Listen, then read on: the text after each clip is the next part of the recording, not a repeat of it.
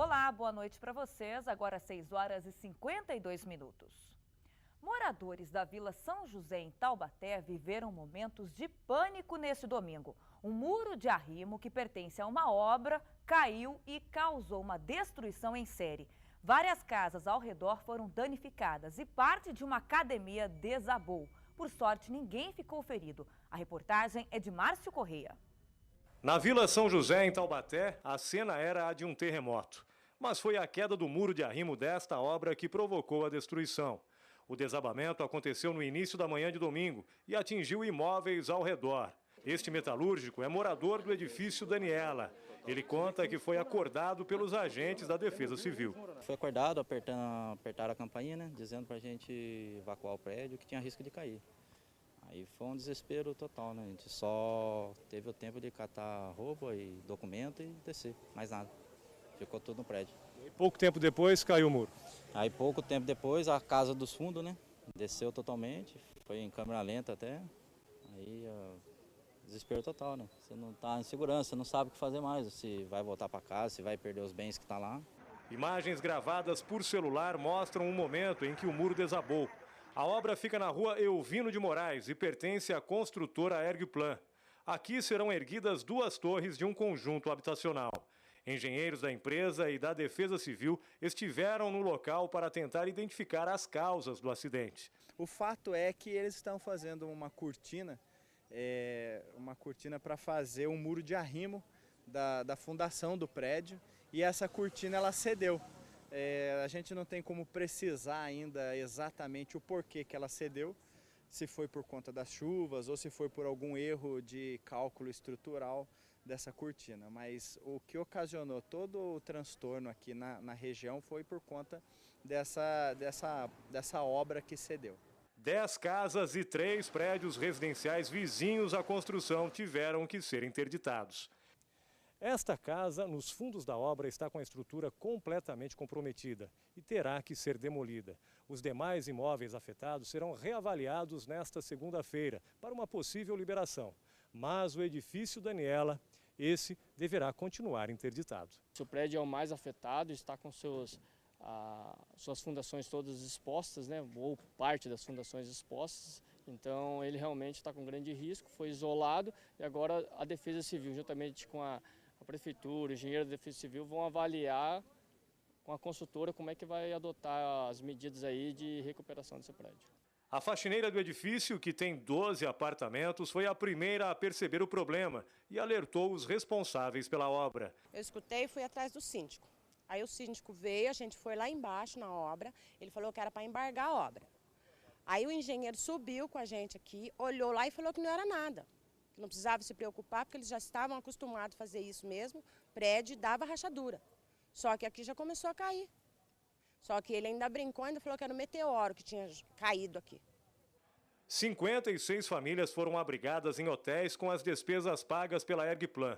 Já a dona da academia, que teve parte da sala de ginástica destruída, afirma que ainda não recebeu nenhuma orientação.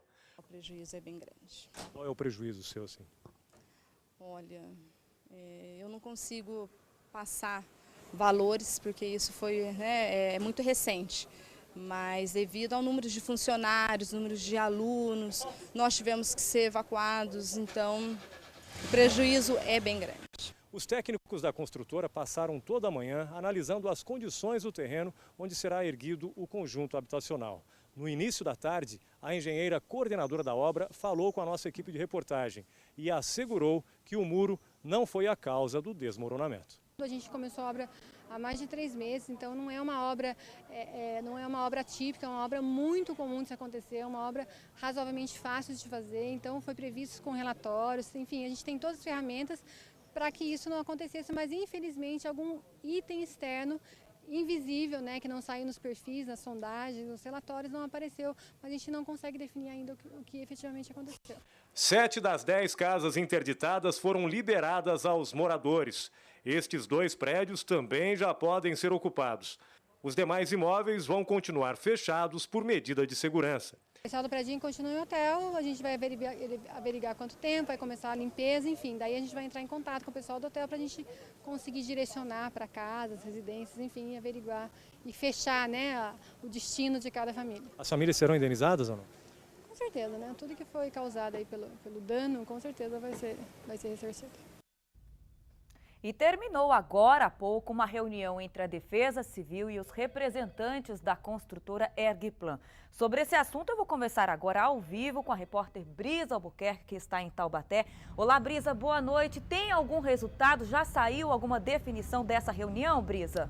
Boa noite, Mônica. Tem sim. Olha só, o que aconteceu? A construtora Ergplan, ela está erguendo uma torre residencial aqui na Vila São José, em Taubaté, e o muro de arrimo que dá sustentação a essa obra cedeu por causa das chuvas. Com isso, 56 famílias que vivem ali no entorno dessa obra foram desalojadas. Ao todo, 12 imóveis foram interditados pela Defesa Civil. E quem tem mais detalhes dessa reunião que você comentou, Mônica, é o chefe da Defesa Civil da cidade, o Marcos Querido, que tem essas informações. Então, o que foi definido na reunião de hoje com os engenheiros da Ergplan e da Defesa Civil de Taubaté? Boa noite, Mônica. Boa noite aos telespectadores da Band.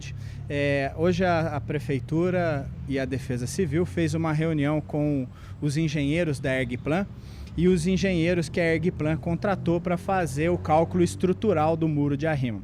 Ficou definido que a Ergplan vai recuperar aquele muro de arrimo e nós diminuímos o cinturão de isolamento que foi feito ao entorno daquela obra e consecutivamente, a quantidade de casas também diminuiu. Hoje nós não temos mais essa quantidade de famílias desalojadas. Então, atualmente, quantas famílias estão desalojadas? Inicialmente foram 56, né?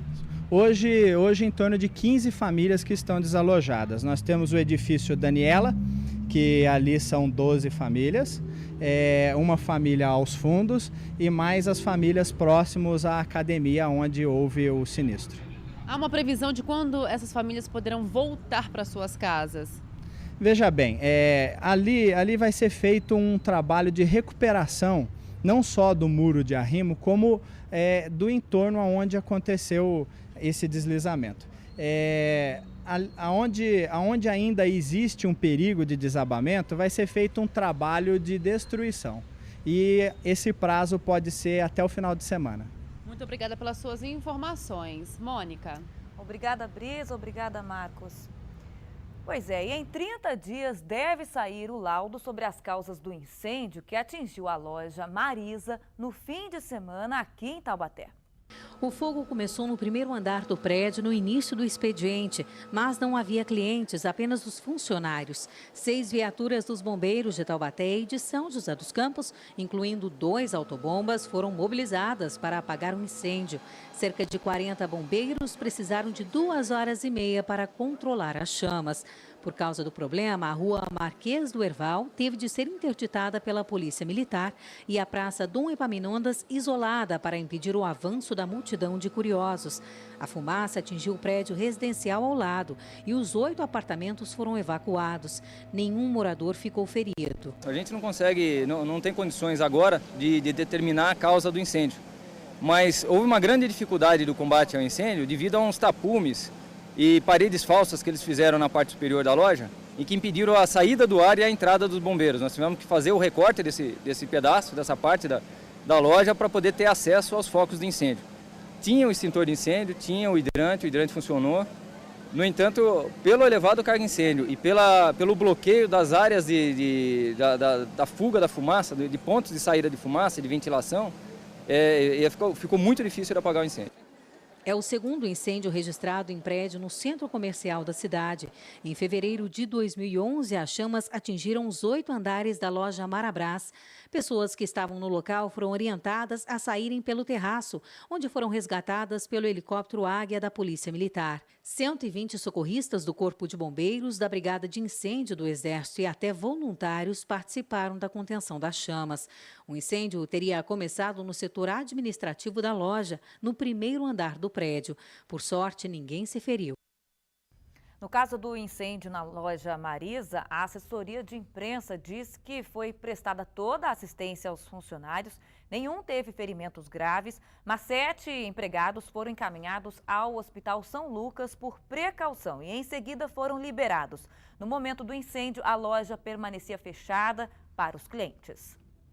E olha só a ousadia dos bandidos. Em Pindamonhangaba, um roubo cinematográfico. Segundo a polícia, cerca de 10 homens assaltaram uma joalheria no centro da cidade. Um pedestre viu a ação dos criminosos e chamou a polícia. Eles levaram boa parte da mercadoria do local e fugiram em 2 carros. Houve perseguição, um dos carros foi capturado pela polícia. 5 pessoas foram presas, entre elas um menor de idade. Porém, no carro apreendido não havia nenhum produto roubado. A polícia ainda busca pelos outros 5 comparsas do crime e também pela mercadoria levada. E no próximo bloco, a cidade de Cruzeiro vive uma epidemia de dengue. Já já os detalhes para vocês. Agora 7h02, a gente volta daqui a pouquinho.